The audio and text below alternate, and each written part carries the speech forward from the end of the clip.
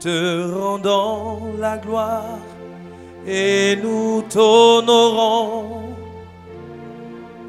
Nous te rendons la gloire et nous t'honorons. Tu es merveilleux, tu es digne, ô Seigneur. Tu es merveilleux, tu es digne, ô Seigneur. Nous te rendons la gloire et nous t'honorons. Nous te rendons la gloire et nous t'honorons. Tu es merveilleux, tu es digne, ô Seigneur. Tu es merveilleux, tu es digne, ô Seigneur. Nous te rendons la gloire et nous t'honorons. Nous te rendons la gloire et nous t'honorons. Tu es merveilleux, tu es digne, ô Seigneur. Tu es merveilleux, tu es digne, ô Seigneur. Alléluia. Vous tous que nous suivons en direct, que la grâce de Dieu soit sur vous et vos familles. Amen. Mercredi saint, mercredi de l'onction, mercredi de l'huile, mercredi de ces symboles forts du Saint-Esprit. C'est le mercredi de l'huile. Quand nous lisons les Écritures, nous comprenons que l'huile est un des symboles importants du Saint-Esprit. L'huile est un des symboles du déversement de l'onction. J'ai envie de dire que c'est celui qui est le plus couramment utilisé pour consacrer un endroit, pour consacrer des personnes et pour libérer sur les gens la présence de l'Esprit Saint. Quand nous allons dans le livre des origines, dans la Genèse, nous voyons comment la terre que Dieu a donnée en héritage à Israël a été consacrée. Lisez avec moi en Genèse chapitre 35, versets 12 à 14. Genèse chapitre 35, versets 12 à 14.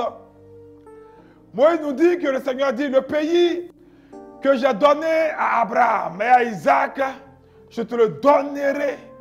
Et à ta descendance, après toi, je donnerai ce pays. Alléluia. Puis Dieu s'éleva au-dessus de lui, à l'endroit où Dieu avait parlé. Jacob plaça là une stèle à cet endroit où Dieu lui avait parlé, une stèle de pierre sur laquelle il fit, dit les Écritures, une libation d'huile. Genèse chapitre 35, verset 12 à 14. Alléluia. Remarquez que cet événement a eu lieu avant l'existence de la loi. C'est très important de le souligner par rapport à des débats stériles aujourd'hui. Est-ce qu'il faut utiliser l'huile? Est-ce qu'on n'a plus autant de l'huile? L'huile sacerdotale n'existait pas encore. C'est le Saint-Esprit qui avait révélé à Jacob comment délimiter le territoire que Dieu lui avait livré. Il s'agissait donc d'une direction qui émanait du don de la parole de sagesse pour consacrer ce lieu-là et pour guérir la terre de ce lieu que Dieu lui avait donné en héritage. C'est plus tard que le tabernacle dans le désert, ainsi que ses prêtres et les ustensiles sacrés seront également moins d'huile pour symboliser leur mise à part dans le service à Dieu. Lévitique chapitre 8. On va le lire ensemble à partir du verset, Lévitique chapitre 8, verset 1 à 9. Il dit, On va tout le lire. Il dit, l'Éternel parla à Moïse et dit, prends Aaron et ses fils avec lui, les vêtements, l'huile d'onction, le taureau expiatoire, les 2 béliers, la corbeille de pain sans levain, et convoque toute l'assemblée à l'entrée de la tente d'assignation. Moïse, puisque l'Éternel lui avait ordonné, et l'assemblée se réunit à l'entrée de la tente d'assignation. Moïse dit à l'assemblée, voici que l'Éternel a ordonné de faire. Moïse fit approcher Aaron et ses fils, il les lava avec de l'eau. Il mit à Aaron la tunique, il le ceignit de la ceinture, il le revêtit de la robe, il plaça sur lui le faute qui serra avec la ceinture de l'éphod, dont il le revêtit de la robe. Il lui mit le pectoral et joignit au pectoral l'urim et le thummim. Il posa la tiare sur sa tête. Vous comprenez pourquoi? Vous comprenez pourquoi les prêtres orthodoxes ont ces habits qui rapportent et qui rappellent leur origine hébraïque, parce qu'un prêtre, l'habit sacerdotal orthodoxe, avec tous les ornements, avec toutes les ceintures, a une source, a une origine sacrée qui remonte à une parole que Dieu a donnée depuis les cieux à Moïse concernant comment devaient être les vêtements sacerdotaux. Continuons, il posa la tiare sur sa tête et il plaça sur le devant de la tiare la lame d'or, diadème sacré comme l'Éternel avait ordonné à Moïse. Et verset 10, regardez, Moïse prit l'huile d'onction, il oignit le sanctuaire et toutes les choses qui étaient et le sanctifia. Il en fit 7 fois l'aspersion sur l'autel et il oignit l'autel et tous ses ustensiles et la cuve avec sa base afin de les sanctifier. Il répandit de l'huile d'onction sur la tête d'Aaron et l'oignit afin de la sanctifier. Alléluia. Vous voyez que dans cette période intérieure à Moïse, avant Moïse, comme on l'a lu tout à l'heure, Dieu a révélé ces symboles universels. Par exemple, l'effusion du sang sacrificiel pour l'expiation des péchés. Vous vous souvenez, Abel, qui a offert des sacrifices à Yahvé, Genèse chapitre 4, verset 4. Vous vous souvenez également, on va lire ce texte parce qu'on a passé le temps, mais vous pourrez le méditer à la maison, Genèse chapitre 4, verset 4. Vous vous souvenez également de, quand nous lisons encore les Écritures, de Jacob, Genèse chapitre 35, verset 13 à 14. Genèse chapitre 35, verset 13 à 14. La Bible dit, et Dieu remonta d'auprès de lui dans le lieu où il avait parlé et dans le lieu où il lui avait parlé. Jacob dressa un monument de pierre sur lequel il fit une libation et versa de l'huile. Donc, comprenez que longtemps, avant que ces actes symboliques soient ordonnés par la loi, Dieu les avait déjà institués. Et vous allez voir même que ces symbolismes-là vont réapparaître dans le livre de l'Apocalypse. Parce que le Seigneur garde ces symboles avec zèle, avec jalousie. Apocalypse chapitre 6, verset 6. Jean dit, Apocalypse chapitre 6, verset 6, et j'entendis comme une voix au milieu des 4 êtres vivants. Elle disait, une mesure de bleu pour un denier et 3 mesures d'orge pour un denier. Quant à l'huile et au vin, ne touche pas. Quant à l'huile et au vin, ne touche pas. Bien aimé, le principe de l'huile comme symbole donc de l'esprit existait avant la loi. Et nous voyons que dans l'église primitive, la méthode qui était la plus normale, nos ancêtres de la foi, ceux qui ont reçu avant nous les arts de l'esprit, c'était d'appeler les anciens de l'église. Et ils oignaient d'huile le malade. Et jadis, la prière de la foi guérissait le malade. Le malade était guéri. Et la Bible précise, Jacques précise que s'il avait commis des péchés, il était pardonné. Alléluia. Quand les premiers chrétiens faisaient une onction d'huile, bien aimé, ils faisaient la prière de la foi. il faisait la prière de la foi. Cela signifie que les bienfaits et la puissance de la croix de Jésus-Christ étaient automatiquement activés, déclenchés et mis à la disposition du malade.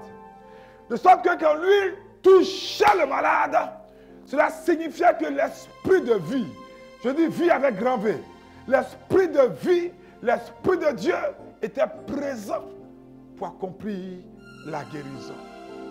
Mais à quoi est-ce qu'on a assisté après les siècles et les siècles? L'Église s'est mise à rétrograder. L'Église a abandonné le don de Dieu. L'Église s'est même débarrassée du don du Saint-Esprit et l'Église s'est lancée dans le formalisme. Elle a traversé des milliers d'années d'une période de l'histoire de l'Église très sombre et le monde chrétien avait complètement perdu la vérité du salut qui s'obtient par la foi et les œuvres. Parce que les deux sont inséparables. Par la foi et les œuvres. L'Église va remplacer la foi et les œuvres par une création humaine et la pénitence qui devait être une béquille. C'est tout ce qui va rester du salut. Or, la Bible dit, le juste vivra par la foi. Ça, c'est la révélation puissante de Dieu. Un salut acquis, non pas par la pénitence seulement, mais par la pénitence et la foi à un Fils du Dieu vivant. On ne peut pas imaginer comment l'Église a pu s'égarer ainsi et se mettre dans une telle condition, à telle enseigne que dans certaines églises catholiques, on vendait même des indulgences. Et cela a créé le grand schisme de Luther. Vous voyez, cela démontre à quel point l'Église s'était éloignée de la pure doctrine du Seigneur Jésus-Christ et des temps apostoliques. Et lorsqu'ils ont perdu la foi, il a fallu la remplacer par quelque chose d'autre seulement. Les anciens et les prêtres ont continué à prier pour les malades, mais ils n'avaient plus la foi dans leur cœur. Et les malades ont commencé à mourir. Ils priaient pour d'autres malades et les malades mouraient. Imaginez l'état où étaient tombés les anciens de l'Église. Après avoir été autrefois loin de la gloire, autrefois loin de la puissance de Dieu, la puissance avait disparu. Et on s'est caché derrière uniquement nos cérémonies,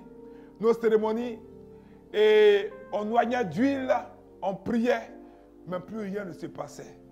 Alors l'Église a commencé à se consoler avec la cérémonie. Elle a pris cette belle cérémonie de l'onction d'huile et de la prière, de la foi, et l'a transformée uniquement en ce qu'on a appelé le sacrement de l'onction des malades ou le sacrement de l'extrême onction. On a enlevé des dents. En réalité, même si beaucoup le confessent, mais ils n'y croient même pas. Et c'est effarant et épatant combien de fois on croit que on fait l'onction des malades pour accompagner le malade pour qu'il meure. Et vous voyez des serviteurs qui se préparent, même pas pour aller prier pour le malade, dans la prière, dans le jeûne, ils n'ont même pas la foi, c'est un mécanisme, un rituel. On peut manger le chewing-gum et puis appliquer de telles cérémonies. Non, frère. On a fait du sacrement des malades une idée de consolation pour les mourants. Même, frère, ce n'est pas le véritable fondement de la guérison. Quand Abba Sheba le dit, on dit non, il est charismatique, il fait beaucoup de zèle. Non. Écoutez-moi bien, c'est une déclaration. Dieu ne guérit pas parce que l'homme en a besoin. Non. Mais parce que le but de Dieu en Jésus-Christ est de racheter l'homme de tout péché et de toutes les conséquences du péché. Et puisque la maladie est la conséquence du péché et que la mort est aussi la conséquence du péché, le Seigneur, vous vous souvenez, attribue la maladie et la mort tous deux au diable. Donc je refuse qu'on dise que la mort est une servante de Dieu. Non. La Bible nous dit que la mort est l'ennemi de Dieu. La mort est l'ennemi et Jésus-Christ est venu, dit les Écritures, pour détruire la mort. 1 Corinthiens chapitre 15, verset 26. Alléluia. On va le lire ensemble, c'est la régie le premier. 1 Corinthiens chapitre 15, verset 26. Que Dieu soit béni, frère. C'est là le but final de Dieu. Et la Bible dit, alors seront pleinement manifestés dans le monde l'absence de péché, l'absence de maladie et l'absence de mort. Le dernier ennemi qui sera détruit, c'est la mort. Et Hébreux chapitre 8, verset 11 dit, aucun n'enseignera plus son concitoyen, ni aucun son frère, en disant, connais le Seigneur, car tous me connaîtront, depuis le plus petit jusqu'au plus grand d'entre eux. Quand il n'y aura plus de maladie, on n'aura plus besoin de médicaments, ni d'opérations, plus de pelles pour creuser les tombeaux. Car la mort, la Bible dit, a été engloutie dans la victoire. C'est pour cela que Jésus-Christ est mort. Dieu n'a jamais eu d'autre objectif pour l'Église que la victoire sur la maladie. Beaucoup peuvent croire que mon enseignement est audacieux, mais pourtant je m'appuie sur la parole de Dieu. Mettons cet objectif bien haut, là où Jésus l'a placé. Bien-aimé, là où Jésus l'a placé. Je voudrais ce soir que cela soit clair dans notre esprit. Que le but de la rédemption que Christ nous acquise est la disparition du péché, est la disparition de la maladie et finalement de la mort. Voilà l'idéal de l'homme de Dieu. C'est pourquoi Matthieu chapitre 5 verset 48 il dit, soyez donc parfaits comme votre Père céleste est parfait.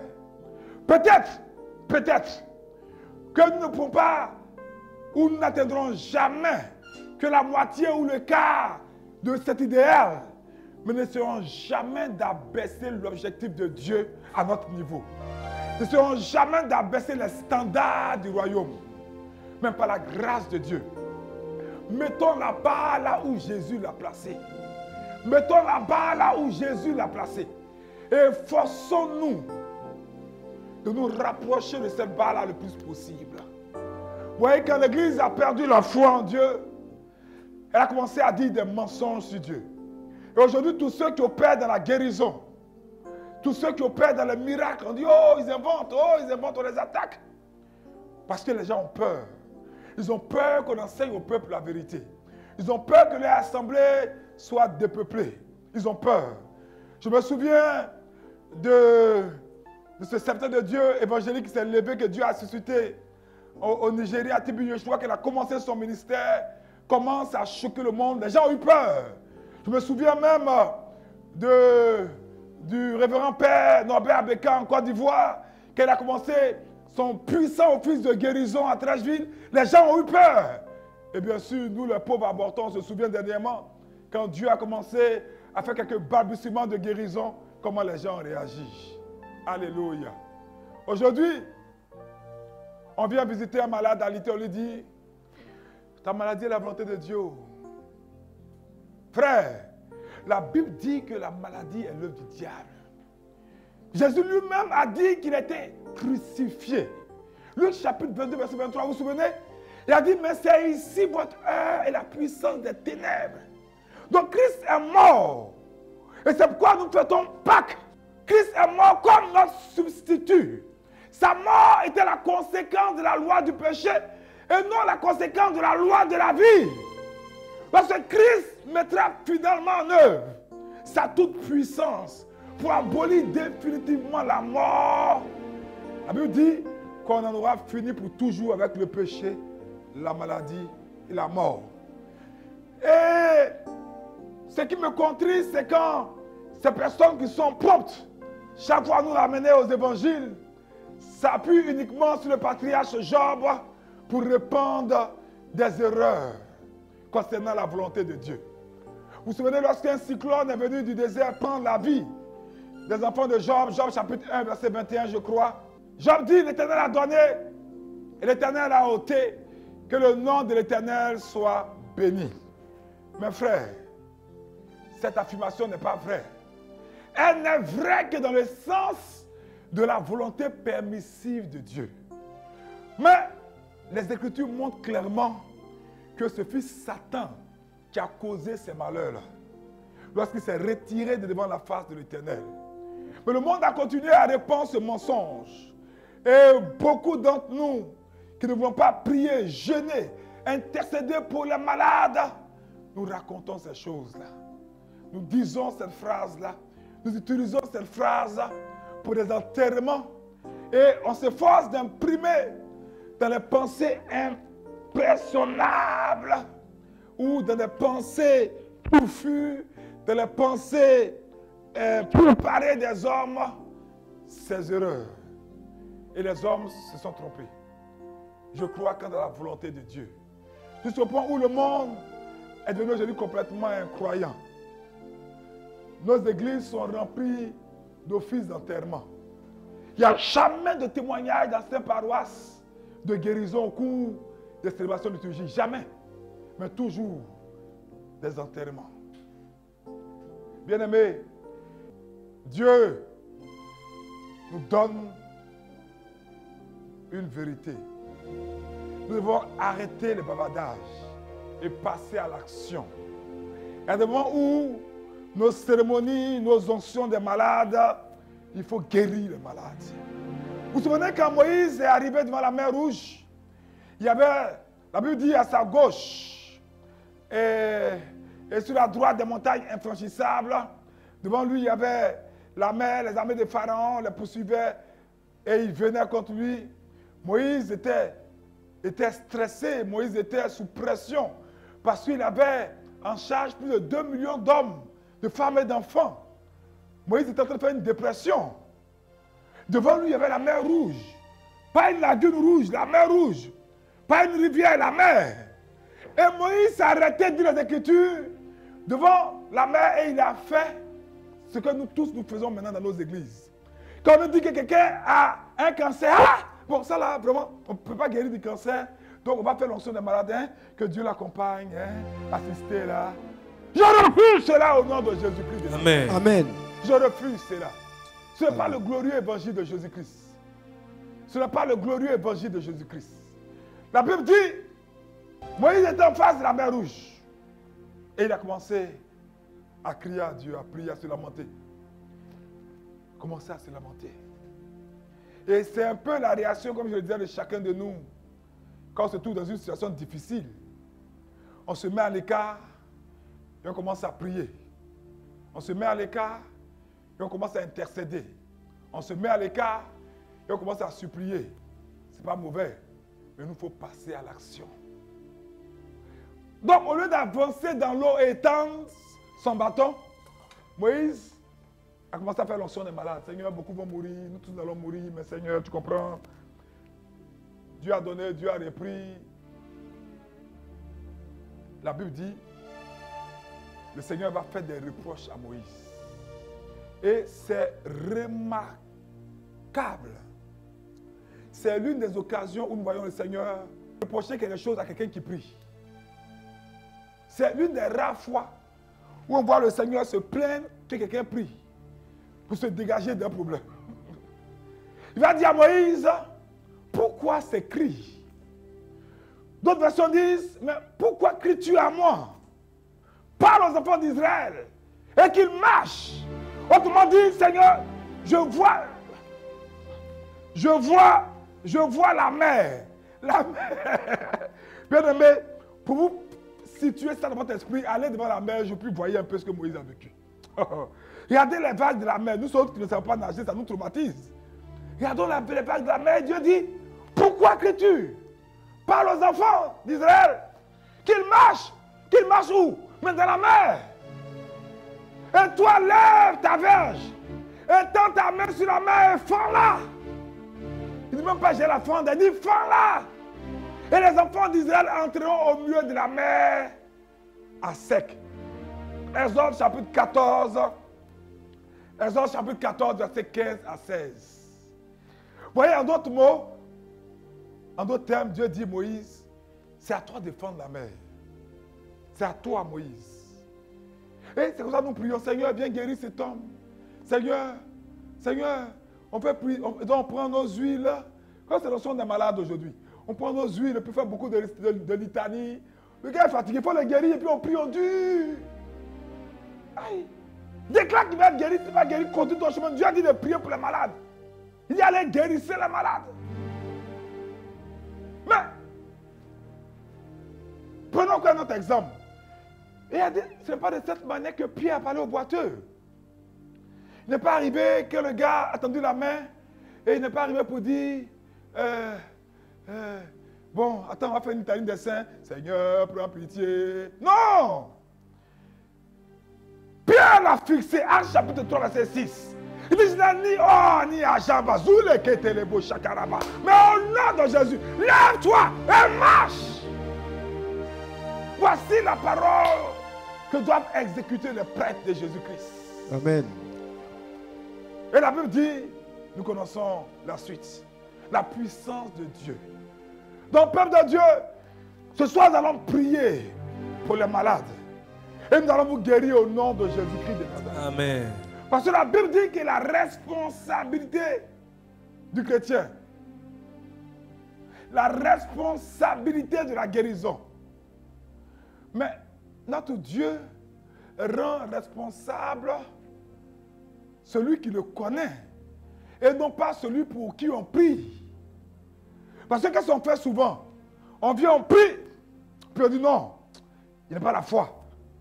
Ah frère, c'est toi qui n'as pas la foi ou bien c'est le malade qui n'a pas la foi?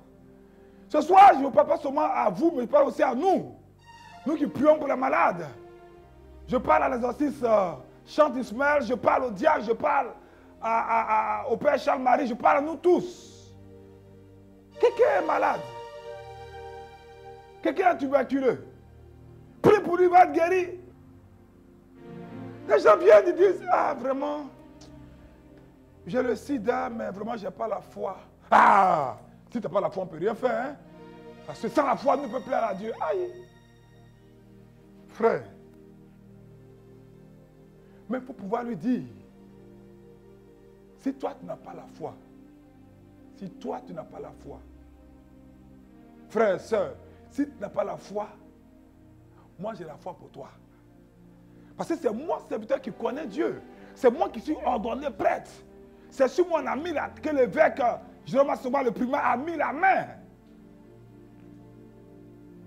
Et je célèbre la divine liturgie, une personne à Christi. On dit ça le jeudi, c'est pour manger les gros gigots de viande, pour boire du vin.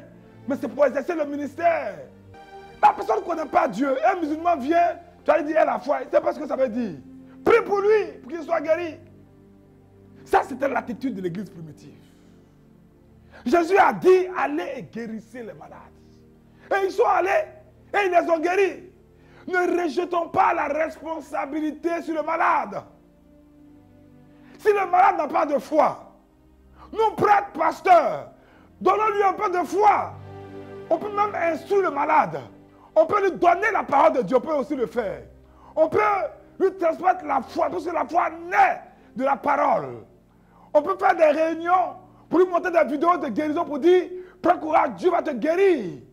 Mais il faut que les gens puissent recevoir leur guérison. Et ce soir, vous serez guéris au nom de Jésus-Christ de Nazareth. Amen. Partagez cette divine liturgie. Envoyez vos requêtes de prière. Vous serez guéris ce soir au nom de Jésus. Amen. Je dis, vous serez guéris ce soir au nom de Jésus. Amen. Si vous n'avez pas la foi, moi, Abba, je ne sais pas comment dire, je vous prête ma foi au nom de Jésus. Amen. Peuple de Dieu, c'est l'heure de l'intercession. Nous croyons que la distance n'est pas une barrière. Dieu va vous rejoindre pendant que nous adorons l'Esprit de Dieu. Pendant que nous élevons la voix pour célébrer le Seigneur. Pendant que nous adorons le Seigneur. Pendant que nous célébrons son nom 3 fois saint. Attendez-vous à vos miracles. Vous tous qui êtes connectés, vous tous qui nous envoyez vos requêtes de prière dans cette cathédrale virtuelle. Où pour cause de confinement, nous sommes obligés de célébrer avec vos photos. Vous tous qui avez demandé cette divine liturgie. Vous tous qui avez demandé que nous prions pour vous, que nous assistons spirituellement, croyez que c'est l'heure de la prière. Partout où vous êtes, pendant que le cœur adore avec les diacres, commençons à prier en langue, élevons la voix. Prions le Seigneur, prions le Seigneur. Disons que nous croyons en Dieu, nous croyons en Dieu.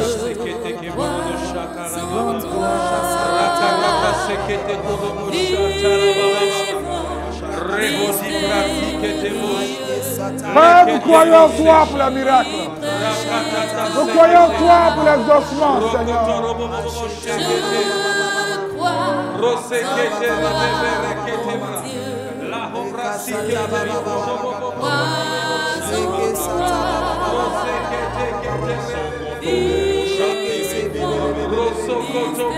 Alléluia. Pendant que la chante nous accompagne, je commande, vous tous qui nous suivez, croyez à la guérison. Je commande, partout où vous êtes, par l'autorité du nom de Jésus et de la puissance du Saint-Esprit, que l'onction soit relâchée maintenant dans les airs. Je mets l'onction dans les airs pour vous. Je relâche l'onction dans l'atmosphère pour vous. Et je commande que toute personne, partout où vous êtes, quel que soit le continent et la distance, pendant que vous respirez l'air, respirez en même temps votre guérison au nom de Jésus. Pendant que vous respirez l'air, respirez votre rétablissement au nom de Jésus. Partout où vous êtes, au son de ma voix, je commande et je vous ordonne que tous ceux qui ont des béquilles, des ceintures, qui portent des minerves, qui ont des cannes, tous ceux qui sont connectés à cette prière, qui ont des genouillères, tous ceux qui ont des handicaps, tous ceux qui ont des masses, qui ont des tumeurs, je commande votre guérison au nom de Jésus. Je commande votre guérison au nom de Jésus. Je commande votre guérison au nom de Jésus. Commencez à abandonner vos béquilles. Commencez à marcher sous l'influence de ma voix. Commencez à obéir aux directives de Dieu au nom de Jésus-Christ de Nazareth. Père, je me lève dans le monde spirituel.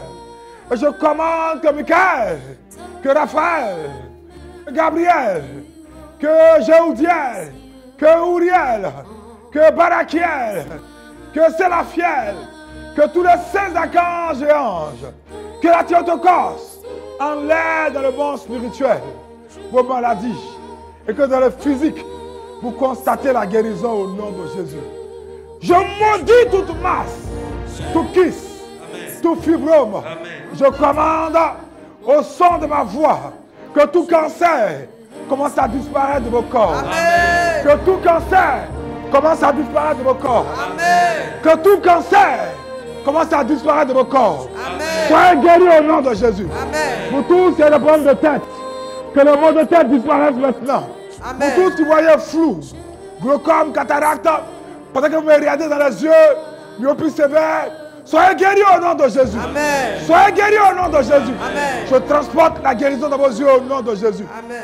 Vous tous qui avez des problèmes de sang, de drépanocytose, qui avez du mal à respirer, pneumonie, qui avez des arthrites, des arthroses, qui avez des insuffisances rénales, des problèmes de cœur, des tensions artérielles, quelle que soit la maladie, je dis soyez guéris au nom de Jésus. Amen. Je dis soyez guéris au nom de Jésus. Amen. Je dis soyez guéris au nom de Jésus. Amen. Je dis soyez guéris au nom de Jésus. Amen. Pendant que vous tous êtes connectés, vous aspirez l'air par votre bouche. Vous aspirez la guérison. Prenez l'air par votre bouche. Aspirez l'air par votre bouche. Aspirez l'air par votre bouche. Et pendant que vous aspirez l'air par votre nez, la guérison prend place. Amen. La guérison prend place. Amen. La guérison est transportée. Amen. Au nom puissant de Jésus. Amen. Amen. Pendant que vous recevez votre guérison, toutes les personnes qui ont constaté que les marques dans le sein, les bouts dans le ventre ont disparu, toutes les personnes qui ont senti la fièvre quitter le corps, je demande qu'on puisse nous envoyer rapidement les témoignages. Tous ceux qui sentent la guérison à l'instant même.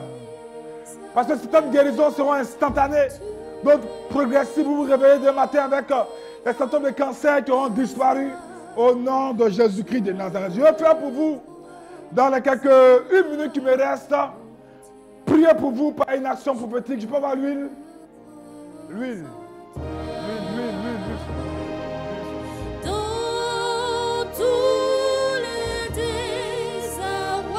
Pendant que j'ai cette huile, la Bible dit que David a été oint 3 fois. David a été oint la première fois devant ses frères. Et la deuxième fois, c'était devant le peuple de Juda. Et la troisième fois, tout Israël l'a vu. C'était l'onction royale. Et je déclare que pendant que je verse cette huile, comme Jacob l'a fait avant moi, que la grâce de la guérison vous touche au nom de Jésus. Amen. Père, je commande, par le mandat et le droit prophétique, s'il y a des projets que tes enfants n'arrivent pas à accomplir, s'il y a des territoires qu'ils doivent prendre, s'il y a des fleuves, s'il y a des fleuves, oh Dieu, les bras chakarababa, à traverser, s'il y a des montagnes à conquérir, Père, je prie que cette onction aplanisse les montagnes. Amen. Que les montagnes deviennent des vallées. Amen. Que les déserts deviennent des étangs d'eau. Amen. Que tous les obstacles soient brisés au son de ma voix. Amen. Oh Yahweh, je me lève dans le règne de l'Esprit. Et je commande pour la vie, par l'onction d'huile, une accélération divine. Amen. Une assistance angélique. Amen. Par le mandat du prophète. Et en tant que prêtre exorciste, orthodoxe, je commande nous tous qui êtes connectés. À partir d'aujourd'hui, vous n'allez plus courir dans la vie, mais vous allez vous envoler au nom de Jésus. Amen. Je déclare qu'après le coronavirus, c'est le temps de votre élévation. Amen. C'est le temps de votre prospérité. Amen. Personne ne peut arrêter ce que Dieu a décidé Amen. de faire. Père, je déclare que tes enfants qui nous suivent, s'ils croient avoir atteint l'objectif, je leur dis qu'ils n'ont pas encore commencé la vie. Père, ils sont au premier niveau. Élève-les davantage. Qu'ils soient grands. Après cette pandémie, élève-les. Amen. Je les oins. Tous ceux dont les noms sont affichés sur les sièges. Diacre, venez rapidement. Prenez lui dans vos mains et oignez les photos de ces personnes-là.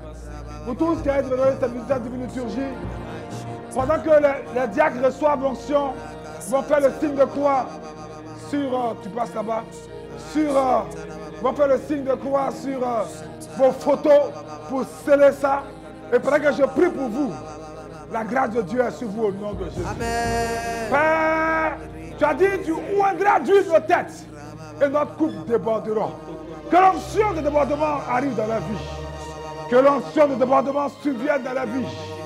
Que par cette huile, les brasés qui étaient les beaux, barakata, barakata, barakata, agrakata, les brasés qui étaient, bazou qui étaient, bazokata, barakata. Que la grâce de Dieu arrive dans la vie. Amen. Au nom du Père qui les a créés, du Fils qui les a rachetés et du Saint-Esprit qui les a illuminés. Tous ceux qui sont connectés à cette divine liturgie, que Dieu vous préserve par cette onction que vous avez reçue. Amen. De toute mort prématurée, de toute mort par accident, par noyade, par feu, par maladie, et que vous accomplissez le nombre de vos années au nom du Père et du Fils et du Saint-Esprit. Amen. Amen.